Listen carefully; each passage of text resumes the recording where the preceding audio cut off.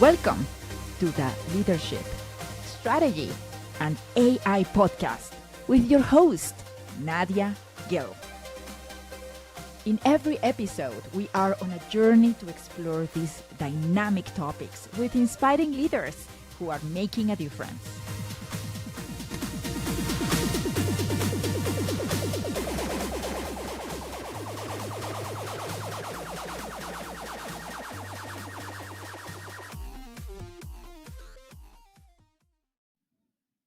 Hi, welcome to the Leadership, Strategy, and AI podcast. I'm your host, Nadia Gill. Today, I have the honor to interview Marshall Goldsmith, the #1 executive coach in the world. Marshall was born in Kentucky and earned his PhD from UCLA. He has built an extraordinary career over 40 years, helping successful leaders achieve positive, lasting change in behavior for themselves and their teams. As an executive coach, Marshall has worked with over 150 major CEOs and their management teams. His client list includes leaders at companies such as Ford, GSK, Goldman Sachs, and Toyota.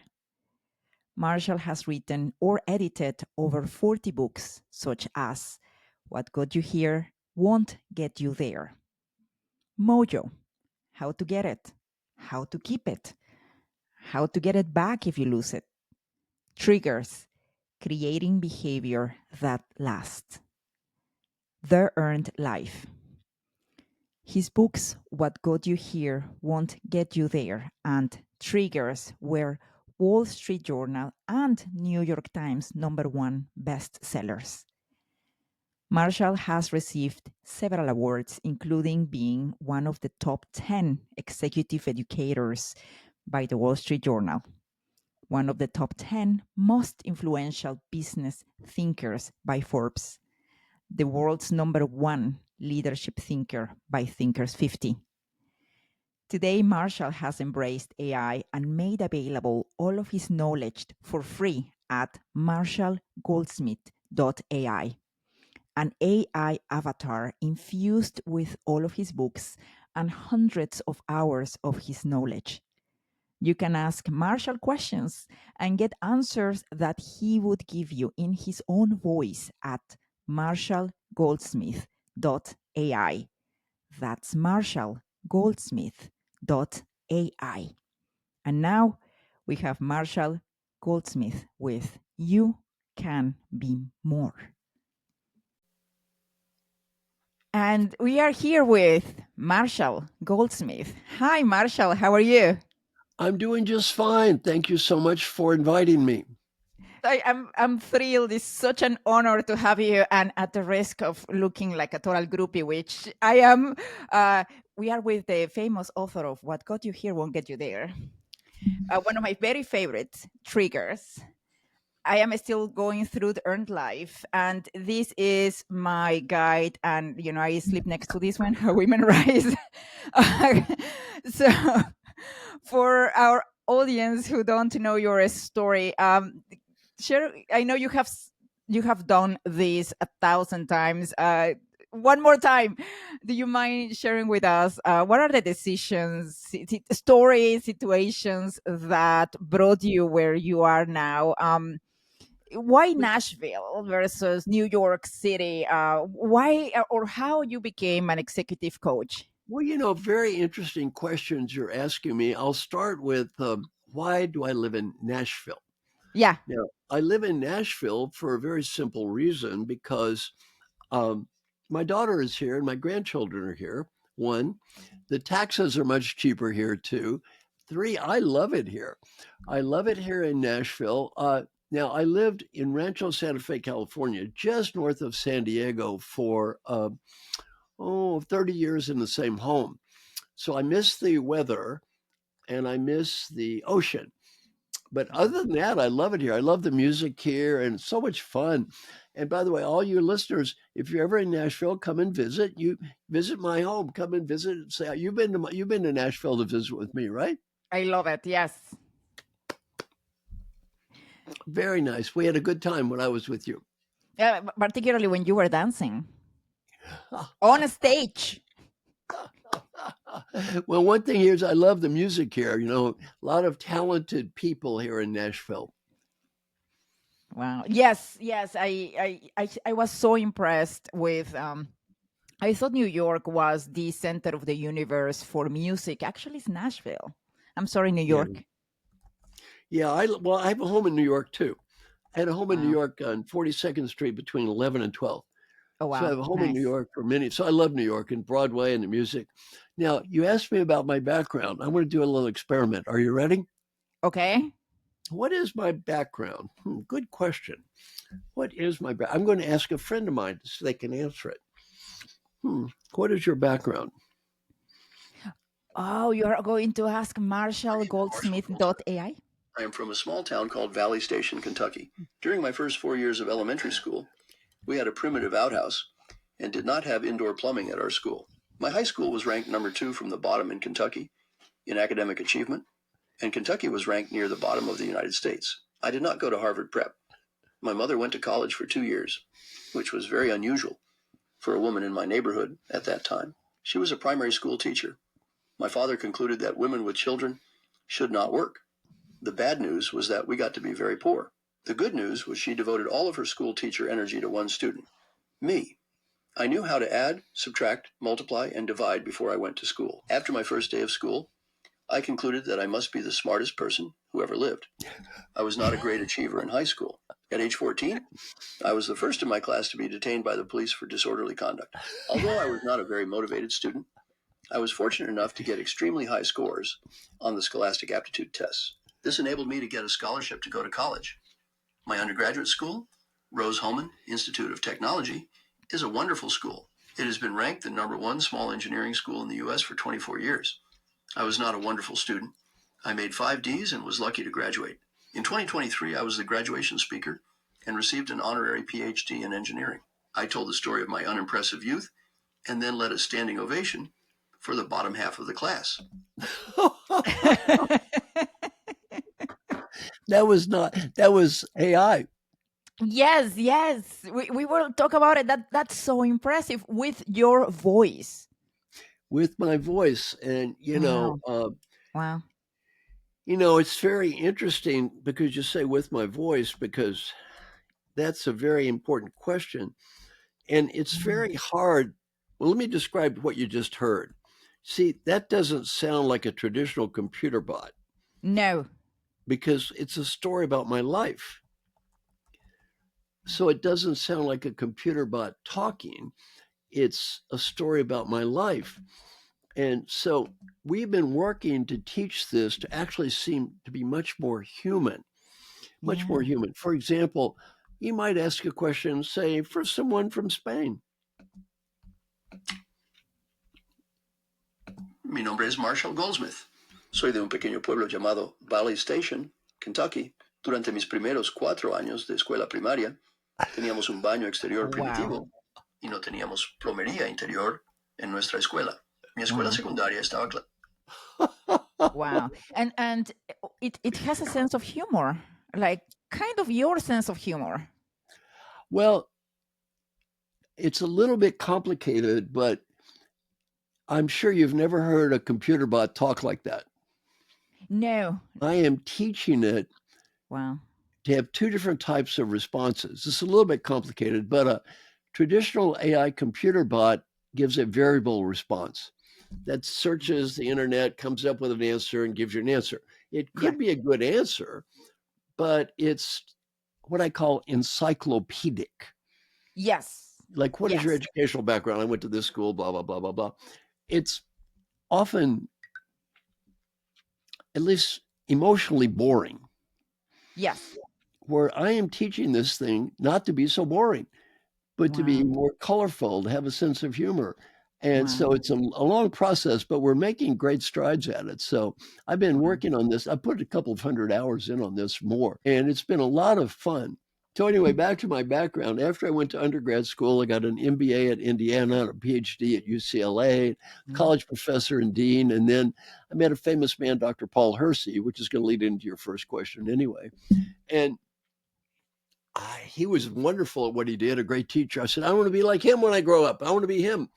So I said, look, I will sit in the back of the room. I'll serve the coffee. I'll carry the bag. Just let me do it. He did. One Wow. day he got booked, double booked.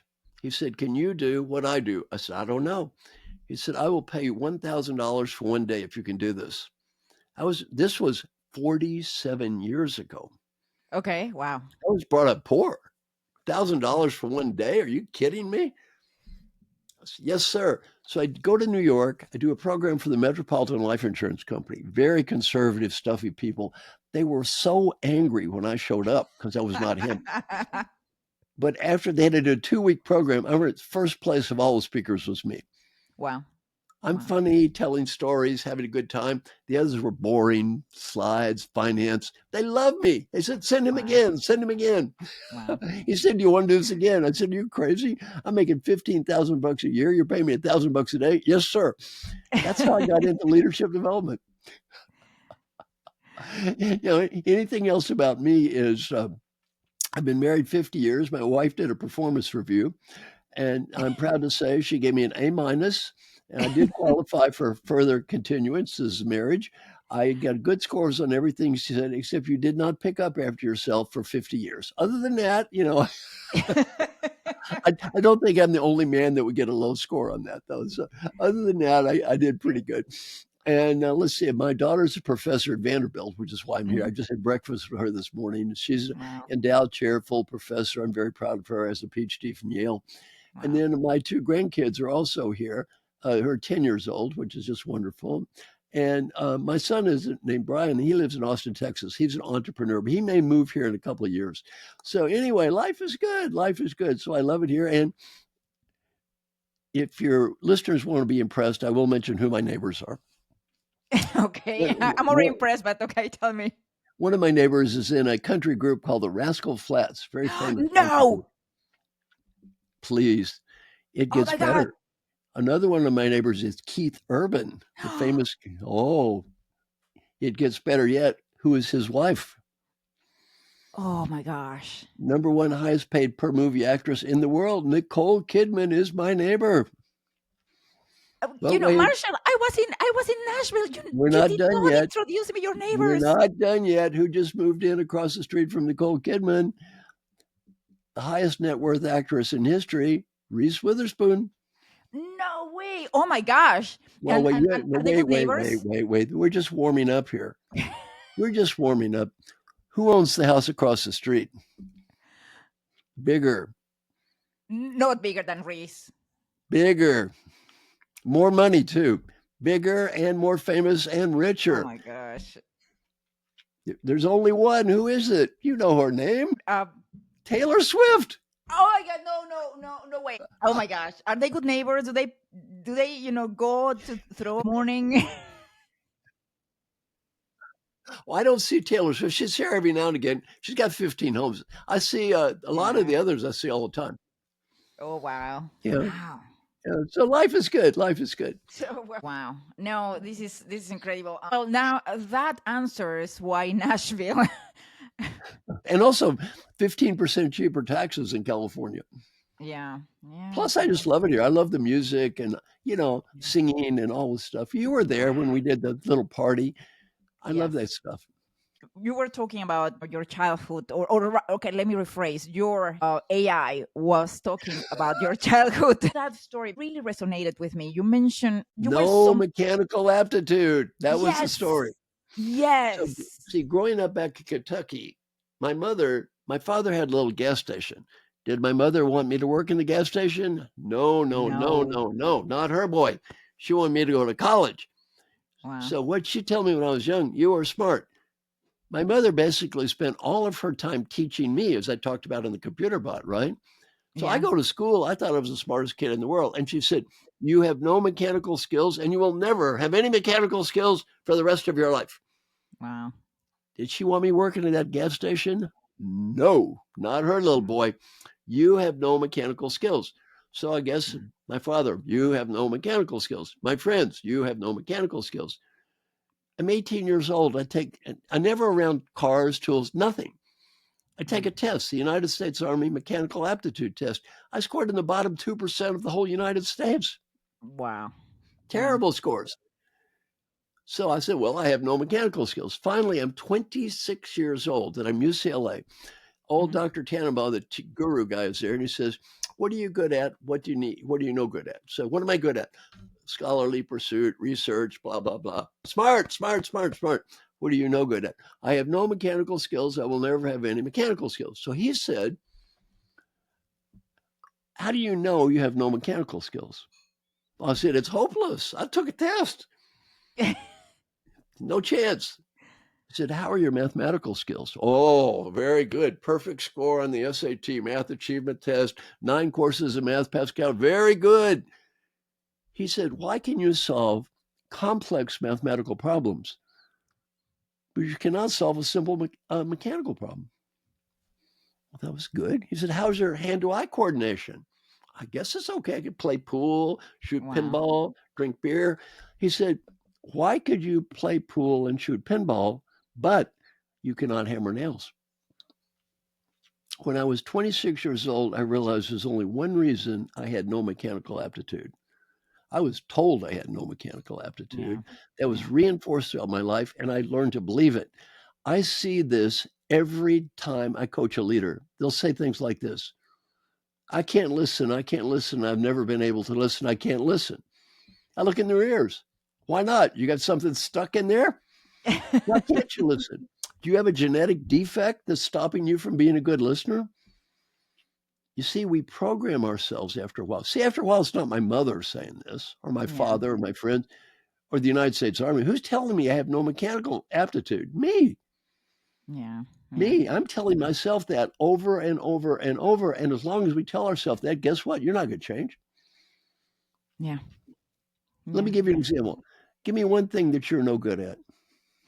Something similar. My mother told me always, "You are not good with scissors." You know, and by the way, I come from a town where there were a lot of seamstress and you know, people who cut hair, and she kept saying, "No, you are never going to be good at that." And you can't do that work. You're no good at that. Right. You know why she told you that? Did she want you to do that work? No. Heck no. She was programming you. You do not do that. And by the way, it's probably good that she did. Here's the problem, though. This programming is not always useful for us. Some people believe, I can't give recognition. I'm no good at recognition. Well, why not? I can't listen. You know, I can't be empathetic. Why? Unless you have a genetic defect, there is no reason you can't do it. See, I can't be a pro basketball player. That's not psychological. It's just not there. I don't have the innate talent to do it. But the people I coach, they're plenty smart.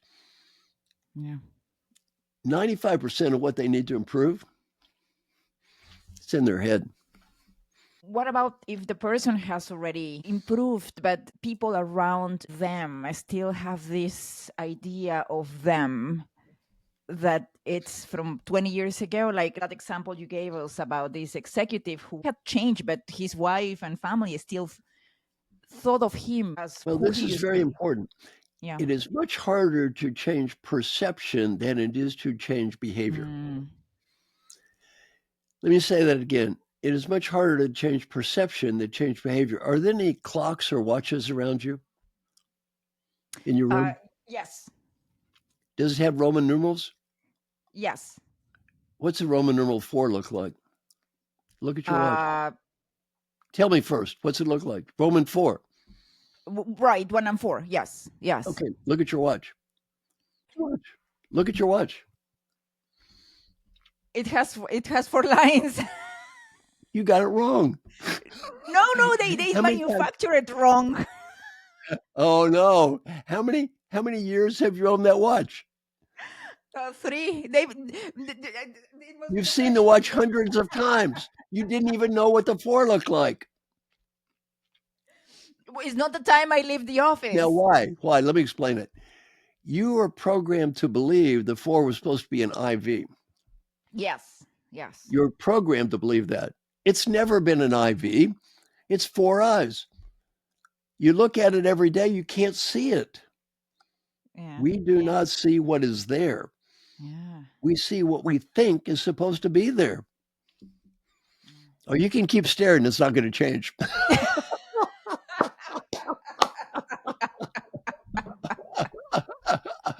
I did this with one guy, right? He had a Cartier watch. I did the same. You know what he said to me? How'd you do that? Like I'm a magician or something. How did I do it? No. How'd you How do can that? you do- I'm a magician. I changed your watch. Yeah.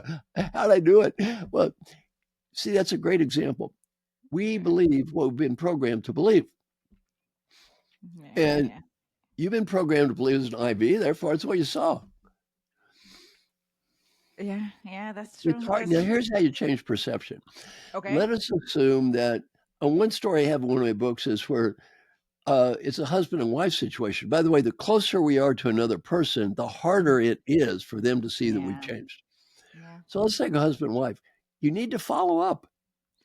Let's say you're my wife, and I think Hmm. you think, well, I'm a bad listener. Hmm. Well, two situations. One is I say, okay, I'm going to be better. I go 7 months and I do a good listener. But then Hmm. one day I'm a bad listener. See, you never changed. Yes. On the other hand, if I say, look, I want to be a better listener, help me out. And I keep following up. Give me ideas, give me ideas, but I follow up on a regular basis. Then you start saying you're better, you're better, you're better. And you start believing you're better. Because what Oh. happens then you realize I have changed. But unless I involve you, you're not going to see I've changed. You're going to see that one event will trigger that previous stereotype. And you're going to go Yes. back to the stereotype. Yes. Yes. So the key is the follow up. Oh, that's fascinating. So Yeah, so that's tied to the daily questions. I believe this is in your book Triggers, which is you get to create the questions where you right. want to improve or make a change. Are you still doing them? How long have you been doing them? Probably 27 years. Wow. Wow. Wow. You actually paid someone to ask Yeah, you the I've daily had question. someone almost every day for 27 years follow up with me. Wow. Why? My name is Marshall. I am too cowardly and undisciplined to do any of the things I teach by myself. Yeah. I need help, and it's okay. I need help. It's okay. Look at my book, The Earned Life. Look at the first 6 pages. Look at who these people are. Do you think I think I'm superior to those people? No. Those are great people. They need help. Yeah. Why they hire me for? They need help. I'm not better than they are. I need help too. We all need help. It's okay. Just admit you need help. You're a human. It's fine. Let me teach everyone listening the daily question process. I'm going to Yes. teach everyone something that takes 3 minutes a day, costs nothing, is going to help get better at almost anything. Everyone's skeptical. 3 minutes costs Yes. ridiculous. Half the people quit in 2 weeks. Yes. Why? It's hard. By the way, anyone who tells me this is easy has never done it. Yeah. It's not easy. I've been doing it 27 years. It's not easy after 27 years to do this. It is hard. It's hard to look in the mirror. Just get out a spreadsheet, write down a list of questions, what represents what's most important in your life, friends, family, coworkers, etc. For example, how many times did I prove I was right when it wasn't worth it? Well, I don't get so many zeros.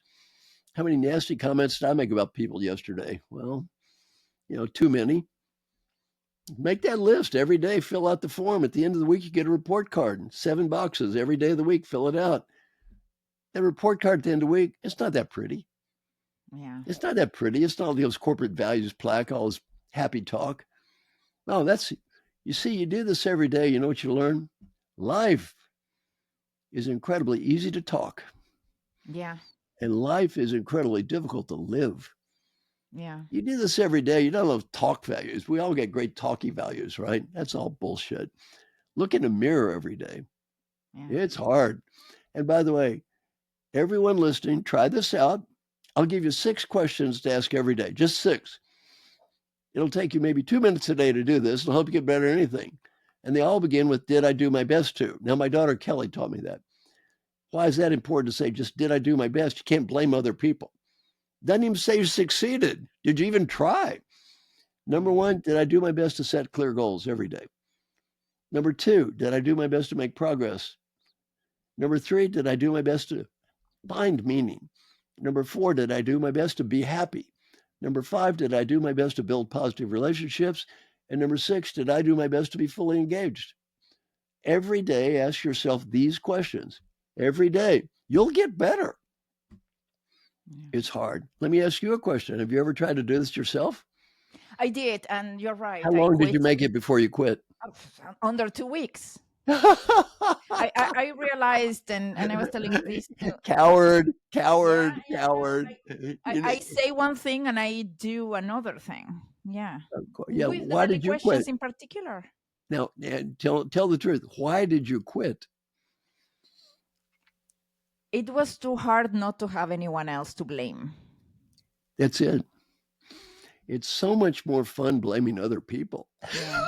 My schedule, the traffic, too busy, but because it is, did I do my best? And the answer is no. No. All right. All right. Now I'm going to give you some free coaching. Ready? Oh gosh, okay. Coaching for you. I can see a problem you already have. Okay. Now take a deep breath. Breathe. Now raise your right hand. You must repeat after me. Okay. I forgive myself for I being a forgive human myself being, for being a human. for being a human being. That's it. Forgive yourself. You're not perfect. Forgive yourself. Don't be so hard on yourself. And this was eye-opening for me, because you've been doing all these polls, and people are so hard on themselves. Oh, Were yeah. you And one poll I surprised? did is how would you feel if your manager were as hard on you as you are hard on yourself? Yeah. I think 80% of the people said they'd be sad instead of happy. 80%. If your manager were as hard on you as you are on yourself, you would be sad. Your manager is nicer to you than you are to yourself. Yeah. Ridiculous. Okay, are you ready for more coaching? Okay, sure. Yes. Quit being so hard on yourself. Is that perfectly clear? Quit. Stop doing that.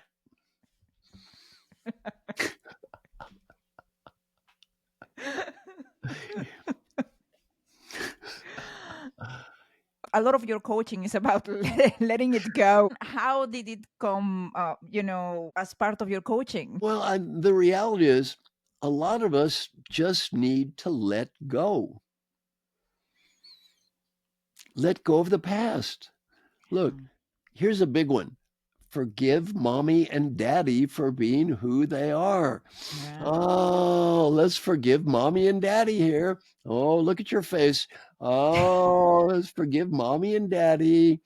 Oh, yeah. You single or married? Married. Oh, how about that husband? Oh, let's forgive him. You got a perfect husband there? Maybe not. Oh, does he always pick up after himself? Oh, maybe not so good. Yeah, my wife says you could play basketball and throw the basketball into the hoop, yet you can't put your socks into the laundry. Yeah, that's an accurate assessment. Yes.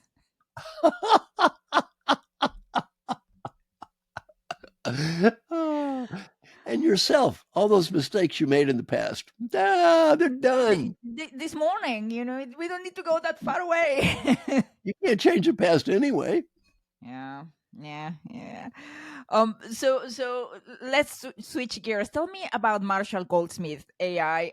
What are the things that have surprised you the most? What actually moved you to do it? Well, you have to realize this is an evolutionary process. Interesting. Originally, my goal was it would answer about 80% of the questions to me as well as me.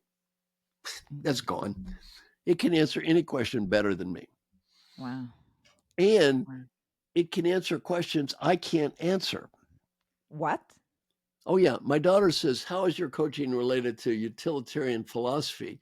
It studies utilitarian philosophy. It studies my Wow. coaching. How's it similar? How's it different? It knows how I think and says, how would Marshall Goldsmith answer this question? It answers it exactly like I would have answered it if I had done that research. Wow. It's mind Oh my blowing. I'll give you another example. Okay. And by the way, it's not only good at trivial questions, it can answer deep questions. I'm going to ask this a deeper question, a little bit of a philosophical question. Okay, ready? How is your coaching related to Buddhist philosophy? Oh, I forgot something. Filosofía budista ha jugado un papel significativo en mi trayectoria. I forgot to turn it back into English. Let me make it go back to English now. By the way, how was my Spanish? It's fantastic. I know I don't speak Spanish, but it sounded like if I studied Spanish for a long time and was fluent in Spanish, it still sounded like me talking with a slight American accent. Yeah. And super fast, like a native. Yeah, it's amazing. Okay, now, how is your coaching related to Buddhist philosophy? That's not a trivial question, right? That's pretty deep. Yeah. Okay, ready? Yeah. Buddhist philosophy has played a significant role in my coaching practice. The principles of mindfulness, compassion, and impermanence that I have learned from studying Buddhism have greatly influenced my approach to coaching. I encourage my clients to cultivate mindfulness by being fully present in the moment and aware of their thoughts, feelings, and surroundings. This helps them develop self-awareness and make conscious choices in their leadership and personal growth. Compassion is another key aspect of my coaching practice, inspired by Buddhist teachings. I emphasize the importance of showing kindness, empathy, and understanding towards oneself and others. This helps my clients build stronger relationships, foster collaboration, and create a positive work environment. The concept of impermanence, the recognition that all things are constantly changing, is also integrated into my coaching approach. I help my clients embrace change, adapt to new circumstances, and let go of attachments to old ways of thinking and behaving. This allows them to be more agile, resilient, and open to growth and transformation. Overall, Buddhism has provided me with valuable insights and tools that I incorporate into my coaching practice to help my clients develop a more mindful, compassionate, and adaptable approach to leadership and personal development. Wow. Oh, and it even has fillers. Wow. This is Yeah, incredible. now if I ask it, go into more detail about impermanence, Yeah. it will. Wow. Oh, it's mind blowing. Wow. Oh, it's not just trivial stuff, right? Does this worry you? Not Marshall Goldsmith AI bot, Yeah. but in general, AI in leadership. Or are you excited about it? Oh, it is going to happen. So, option A, really, some people listen and say, well, I may not like AI and I'm not sure we should do this. Let me help you. Nobody cares about your opinion. You're not going to change the world one bit. There are trillions of dollars in this little game. Yes. This train has left the station. Yeah. It is going to happen. You might as well say, I don't like computers. I don't like the internet. Well, nobody cares. Yeah. This train has left the station. My advice, make the best of it. Yeah. Do something good. It's going to Yeah. happen anyway. Don't sit there, man, I don't like AI. Grow up. Oh gosh. Yeah, nobody cares. You don't Yeah. like AI. Let's talk about what's wrong with it. Who cares? Nobody cares about your opinion. Nobody cares if you do or don't like AI. Your opinion is completely irrelevant. Yeah. It's going to happen. Grow up. Make the best of it. Quit whining. And yeah, that's true. I'll give you a great lesson Peter Drucker taught me. Yeah. We're here to make a positive difference, not to prove we're smart, not to prove we're right. Yeah. Before you do anything, ask yourself, this isn't triggers, am I willing at this time to make the investment required to make a positive difference on this topic? Am I willing at this time to make the investment required to make a positive difference on this? If the answer is yes, Go ahead. If the answer is no, shut up. Do something else. You're not going to change this topic. Blah, blah, blah, blah, blah. Why waste your time? Do something good. Time is limited. Don't waste your time talking what you're not going to change, right? Yeah. Yeah. That's very profound. And this takes me to my next question. What made you decide to give all your knowledge from your books for free? Most authors at this stage in their careers are actually hoarding the cash rather than just, here, take it. Well, I mean, to me, number one, I never liked the idea of hoarding knowledge. Look, everything I do is based on something I learned from something else in someone else anyway. Yeah. A lot of my stuff is Buddhist stuff. Yeah. Some of it's Hindu stuff, 6,000 years old, 2,000 years old. Now, I called Buddha up. I said, Buddha, I always use your material. Do I need to send you commission checks? Buddha said, no, it's fine. Go ahead. Buddha's not charging me any money. Yeah. So, look, my goal is very simple. I'm an old man. I just want to help people have a little better life. That's all. Now, let me ask you a question. Yeah. Have I ever done anything that's helped you have a little better life? A lot. Yes. Yes. Well, you know what? That's good enough. Yeah. I'm declaring victory here. One person on this call has a little better life. It's a good call. Yeah. Well, not only one, my husband can also say that about you. Like, oh, yeah, she came transformed from Nashville. Like, better life now. Better wife. Now, wait a minute. Yeah, better wife. And you know what, though? I got one other interesting question for my friend. I think this might be something related to you.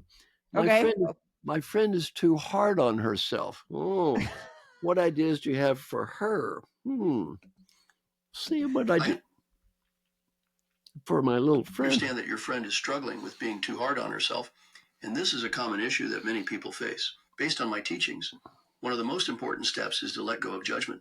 Judgment can keep us focused on the past instead of the present, and it can be inherently discouraging.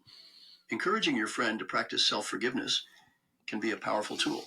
This involves letting go of either or thinking, where one might see themselves as either perfect or a disaster. It's important to recognize that each of us is a work in progress.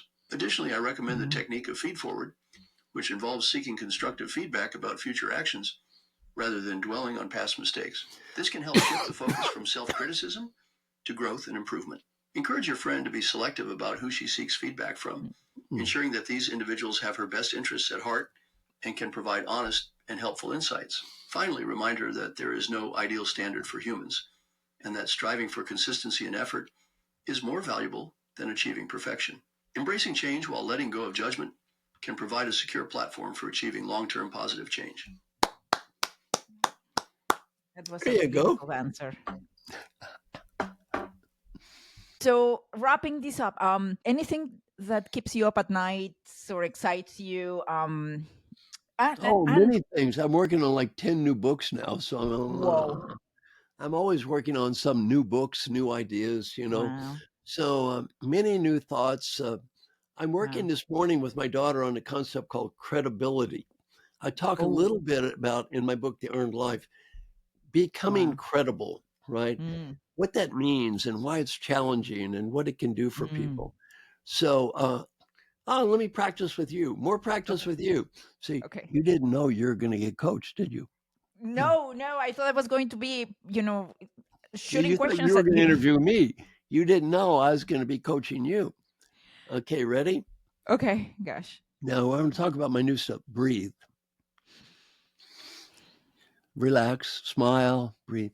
Hand, do the hand. Hand. Breathing. Okay. Now, a few questions. If you became more influential, would the world be worse off or better off? No, I think you know the real answer. Quit being modest. The answer is better off. We know that. I can look at your face. You don't have to play games with me. Better off. I believe the world would be better off. You're a good person. You know You're that. underestimating my evilness. Well, there's more questions. Are we ready for question 2? in the past has trying to promote yourself made you feel uncomfortable? Yes. Oh, it has. Oh, it made you feel uncomfortable. Oh, I don't want to do that. It makes me uncomfortable. Are we ready for the hard question 3? Oh, that was not hard. Next question. Oh, it gets worse. What is more important to you? Making the world a better place or making yourself comfortable? What's more It's important? You want to make the complicated. world better? Or you want to be comfortable? Forget about being comfortable.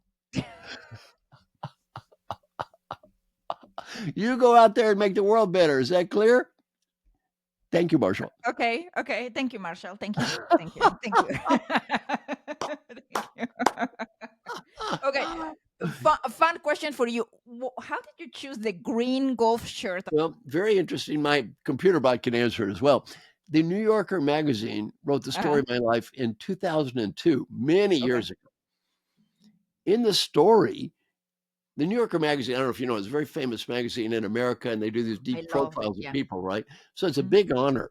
So I did a huge story about me called The Better Boss. You should read it. It's a hilarious story about my life. So anyway, in the story, the woman said, I always wear a green polo shirt. I actually did not always wear a green polo shirt, but she said I did. So I said, after that, people expected me to wear a green polo shirt. I don't like to wear a suit anyway. I don't want to change clothes. So after that, I said, fine, I'm just wearing a green polo shirt every day. I could go into Chase Manhattan Bank, talk to the CEO. They all have suits on. Not me. I got a green polo shirt on. Hey, one less decision I have to make. So, almost every day for work, I wear a green polo shirt and khaki pants every day. Same outfit. You saw me in That's Nashville. What fun. clothes do I have on in Nashville? Yeah. Same thing. Yeah. Yeah. One less decision every day. Yeah. And it's a hard decision, by the way. Yeah. So, Now, let me finish with my best advice for everybody. Are you ready? yes. This is it. I want everybody listening to take a deep breath. Smile. Hand. Relax. Ah. I want you to imagine you're 95 years old and you're just getting ready to die. It's all over. You're on the deathbed. Here comes that last breath. But right before you take that breath, you're given a beautiful gift, the ability to go back in time and listen to the person and know that and talk to the person listening to me right now. You're 95, you're about to die, but you get to go back in time and talk to the person listening to me right now. What advice would that wise old person facing death, that wise old you, have for the you that's listening to me right now? Don't say anything, just breathe.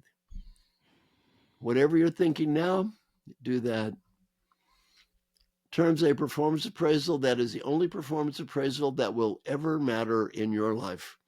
If that old person says you did the right thing, guess what?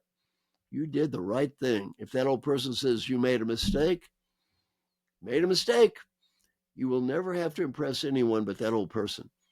Some friends of mine interviewed old folks who are dying, got to ask this question: what advice would you have? Number one, on the personal side, be happy now. Life is short. Be happy now. Now, you were with me in Nashville, what, a couple days? Yes. Was I happy? Very much. Yes. Why? Might as well I, be. yeah. Be happy now. Number two, Yeah. friends and family. Never get so busy climbing the ladder of success you forget the people that love you. And number three, if you have a dream, go for it. You don't go for it when you're 45, you may not when you're 85. Business advice, not much different. Number one, life is short. Have fun. Yeah. Enjoy what you're doing. If you don't enjoy what you're doing, my advice is A, leave. B, if it is difficult to leave, kiss ass, pretend to get along with everybody, smile, show up every day, don't make waves, and get the hell out as soon as you can. Yeah. Yeah. The second thing is, have great relationship with people. And the main reason to have great relationship with people is nothing to do with money or status. It's the old person will be proud of you because you did and disappointed if you don't. And finally, go for it. Life is short. Do what you think is right. You may not win, at least you tried. Old people, we seldom regret the risk we take and fail. We always regret the risk we fail to take. And finally, my mission, as I said, I hope you person listening to me, you real human being out there listening to me right now, real human, not some corporate role, some job title. I hope one thing I said can help you as a real human being have a little bit better life. That's all I want you to do. Think about everything I said today. If there's one thing that can help you as a real human being have just a little better life, it's a good day. And if you can help someone else have a little better life, even better. Thank you. Thank you, Marshall. Thank you.